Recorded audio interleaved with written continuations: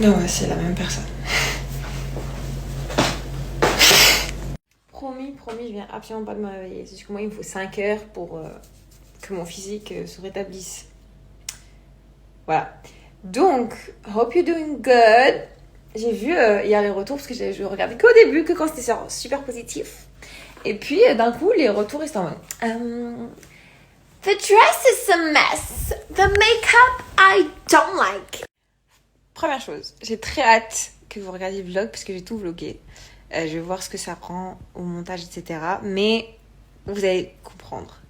Second of all, j'ai trop kiffé la robe. La robe est incroyable. C'est juste qu'en vrai, les photos ne rendaient pas justice, je trouve, à la robe. Mais elle est incroyable. En fait, j'ai une vidéo. Sauf que moi, il m'a dit, la poste pas. Sauf que moi, j'ai envie de la poster. So what do we do? En fait, il faut que je vous explique la DA de la robe. Parce que je crois qu'il y a certains, ils n'ont pas compris. On n'était pas froufrou. On n'était pas drama type Festival de Cannes. On n'était pas comme 99,99999% des robes qui étaient présentes, qui étaient magnifiques. Mais genre, je voulais du drama, mais un drama différent. Du coup, on est arrivé sur cette robe qui était vraiment la petite pépite de la fin de journée. Vraiment, elle arrivait comme un cadeau descendu du ciel. Et quand j'ai vu, j'ai fait money, richness, chic. Et il y a un truc où je suis trop contente, c'est que les gens s'attendaient pas du tout à ça.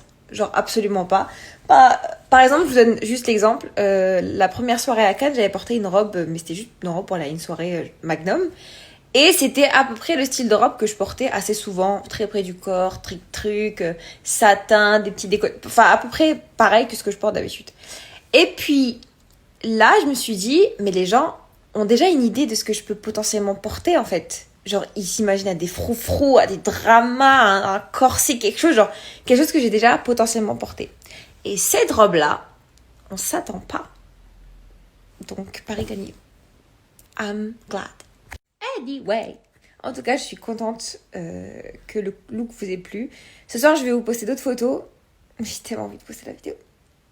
Parce qu'en fait, le détail qui m'a le plus plu dans la robe, on le voit dans aucune des photos. Et c'est le dos.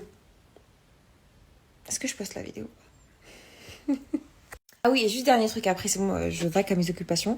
Cette année, je sais pas pourquoi, mais il y a beaucoup de gens qui ont pas été contents parce qu'il y a eu des influenceurs sur le tapis rouge, qu'il y a eu des gens qui ne méritaient pas d'être là, à part les acteurs, et les photographes ne calculaient personne sauf les acteurs et tout. Alors, depuis très longtemps, les influenceurs sont invités au tapis rouge du Festival de Cannes. Moi, mon premier tapis rouge, c'était en 2017. D'ailleurs, faut que je retrouve la photo. Nostalgie. Donc ça fait des années, c'est pas nouveau, ça date pas de il y a 2 ans déjà. De deux, il y a pas que des acteurs qui foulent le tapis rouge, il y a des mannequins, il y a des chanteurs, il y a des présentateurs, il y a des personnalités publiques. En fait, t'es pas obligé d'être acteur pour fouler le tapis rouge du Festival de Cannes déjà. Et parce que ma story était trop longue. Et il y a beaucoup de commentaires que j'ai vu revenir sous plein de posts de plein de du coup d'influenceurs qui étaient sur le tapis rouge. C'était mais en fait les photographes vous calculent pas. Alors vraiment, calculent pas les acteurs, calculent pas les influenceurs. Mais alors, du coup, comment vous pensez que ces photos-là ont été prises? Il n'y a pas de selfie. Les téléphones sont interdits en fait sur le tapis rouge. Il y a que les photographes que vous voyez qui peuvent prendre les photos que vous avez vues du coup sur votre feed. Enfin bref, je comprends pas cette haine.